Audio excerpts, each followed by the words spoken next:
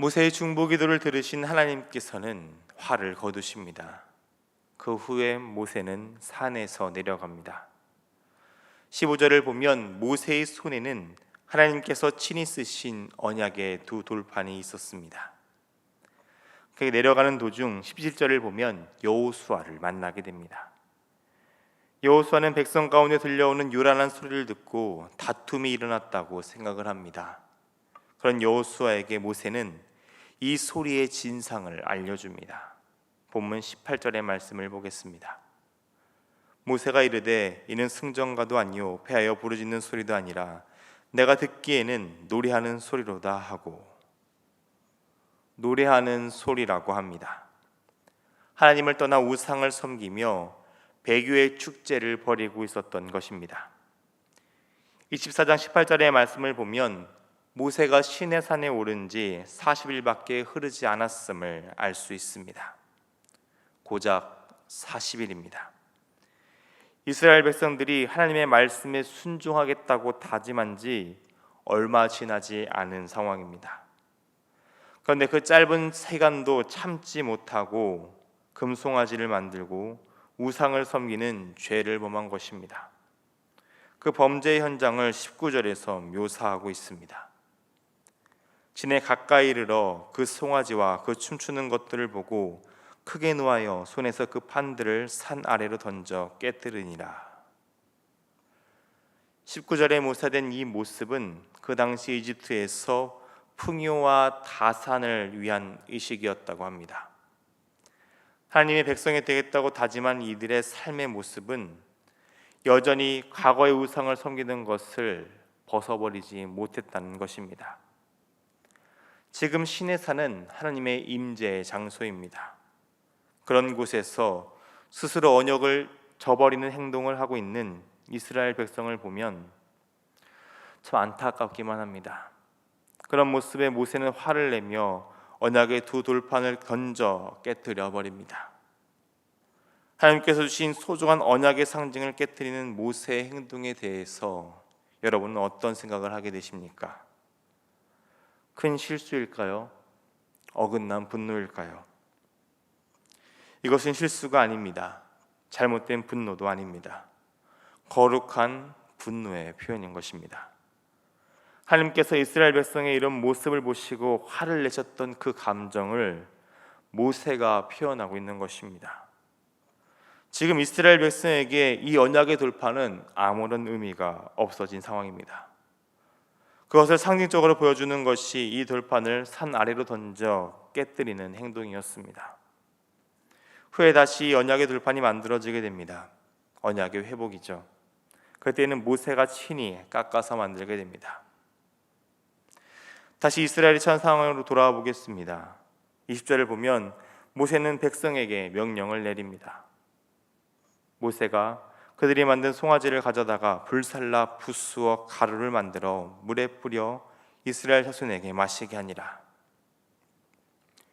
이 말씀은 후에 민수기에 기록된 시험 이래를 떠올리게 합니다.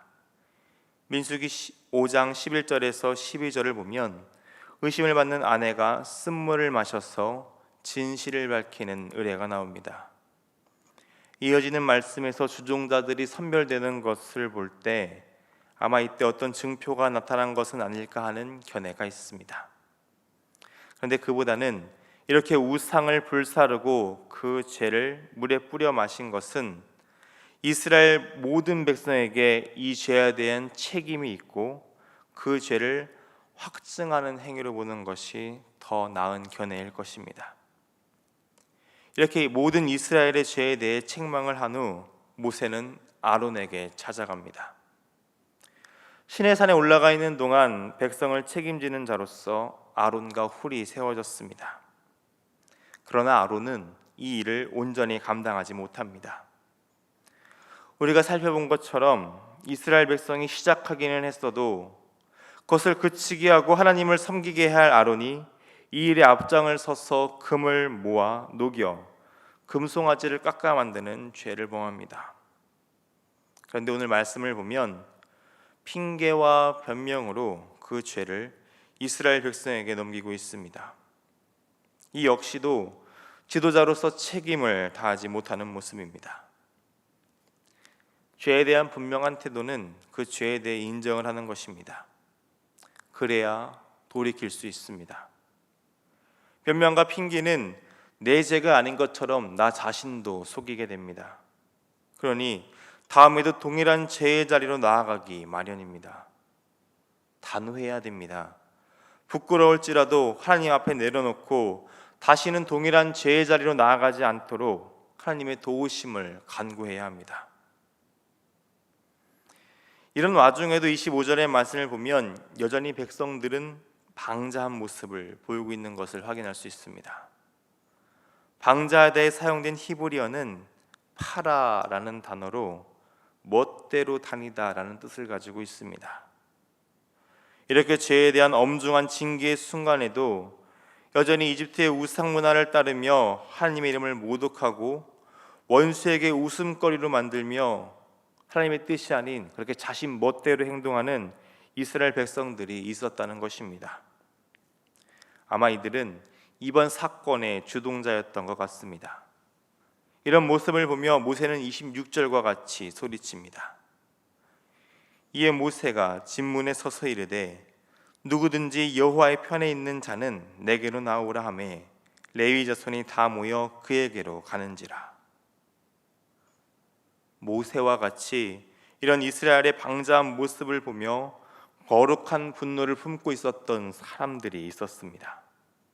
그들은 레위 자손들입니다.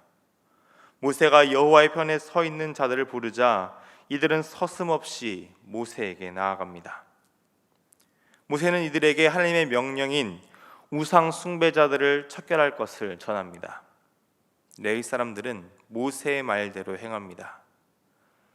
레위 사람들은 처음부터 우상을 숭배하는 이 현장에서 주도하는 사람들, 그리고 여전히 죄를 깨닫지 못하고 방자하게 구는 사람들을 지켜보고 있었던 것 같습니다. 그래서 이들은 명령이 내려오자 뚜렷하게 드러난 이들 3,000명 가량을 가차없이 칼로 쳐 죽입니다. 잔인하게 생각할 수 있습니다. 그러나 죄에 대해서는 이렇게 단호해야 합니다. 정에 이끌려서 죄를 남겨두어서는 안 됩니다. 죄는 작은 것이라도 여지를 두어서는 안 된다는 것을 이 사건을 통해서 보여주고 있습니다. 모세는 이렇게 하나님의 말씀에 순종한 레위 사람들에게 하나님의 복을 전합니다. 본문 29절의 말씀입니다. 모세가 이르되 각 사람이 자기의 아들과 자기의 형제를 쳤으니 오늘 여호와께 헌신하게 되었느니라. 그가 오늘 너희에게 복을 내리시리라. 이 복은 이스라엘 지파들 중 레위 지파를 따로 선택하고 구별하셔서 성막에서 일을 감당하는 것으로 주어지게 됩니다. 하나님께서 하나님의 백성으로 거룩의 힘을 다하며 죄에 동참하지 않고 말씀에 헌신하는 이들을 사용하시겠다는 것입니다. 하나님을 사랑하는 것만큼 죄에 대해서 분노하고 그 죄를 바로잡기 위해 온 힘을 다하는 자를 들어 쓰십니다. 그리고 그들의 헌신을 기뻐하시며 그들에게 복을 내리십니다. 하나님께서는 오늘 우리가 이렇게 레위 자손들과 같이 믿음으로 결단하며 행동하기를 원하고 계십니다. 모세는 이렇게 이스라엘 백성이 범한 죄에 대해 하나님의 말씀대로 단호하게 행동합니다. 그러나 동시에 하나님의 긍휼을 구하고 있습니다. 본문 32절의 말씀입니다. 그러나 이제 그들의 죄를 사하시옵소서. 그렇지 아니하시오면 원하건대 주께서 기록하신 책에서 내 이름을 지워버려 주옵소서. 모세는 백성의 죄 사함을 위해 자신의 목숨과 영혼을 내건 중보 기도를 합니다. 생명책에서 자신의 이름을 지워버릴지라도 이들을 용서해달라는 간절함을 호소합니다.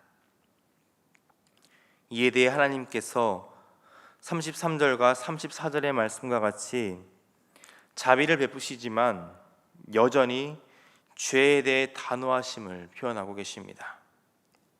지금 당장 이들 모두를 심판하지는 않으시지만 다시 죄를 범하며 그 죄에 대해서 관가하지 않으시고 분명하게 심판하실 것을 말씀을 통해 선포하고 계십니다. 죄에 대해서 단호하시며 악을 미워하시는 하나님의 모습이 다시 한번 선포되고 있는 것입니다. 이렇게 금송아지 사건으로 하나님 앞에 큰 죄를 범한 이스라엘은 모세의 목숨을 건 간절한 중보의 기도로 겨우 수습이 됩니다. 하나님께서는 죄를 미워하시는 분이십니다. 하나님의 백성은 그런 하나님을 닮아 죄를 미워하는 자가 되어야 합니다.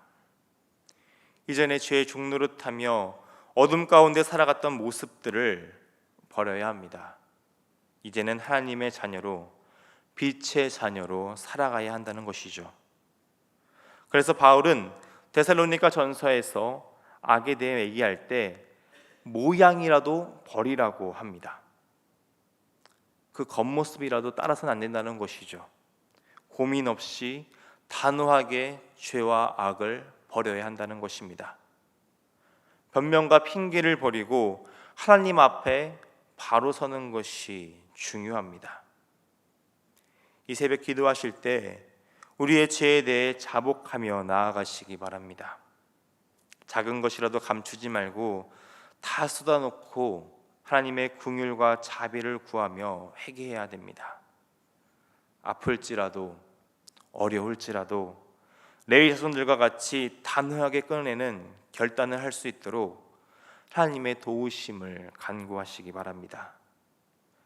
오늘 하나님께서 베푸신 언약을 소중하게 여기며 죄를 멀리하고 하나님과의 관계가 회복되는 은혜를 누리는 여러분이 되시기를 주님의 이름으로 축원합니다.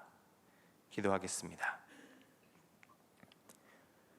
거룩하신 하나님, 죄의 종노릇하며 어둠 가운데 있었던 우리를 구원하셔서 하나님의 자녀로 빛 가운데 살게 하심을 감사드립니다. 오늘 우리의 삶이 모세와 같이 하나님을 사랑하며 죄에 대해 분노하는 거룩한 삶이 되기를 소망합니다. 레위 자손과 같이 말씀에 헌신하며 결단하는 믿음을 허락하여 주옵소서. 혹여 우리의 마음 가운데 아론과 같이 핑계와 변명으로 죄를 감추고 속이려는 마음이 들지 않도록 언제나 우리의 마음을 지켜주옵소서. 또한 죄가 죄인지 모르고 여전히 방자하였던 이들이 걸어갔던 죄의 길을 따르지 않도록 우리의 삶을 주관하여 주옵소서.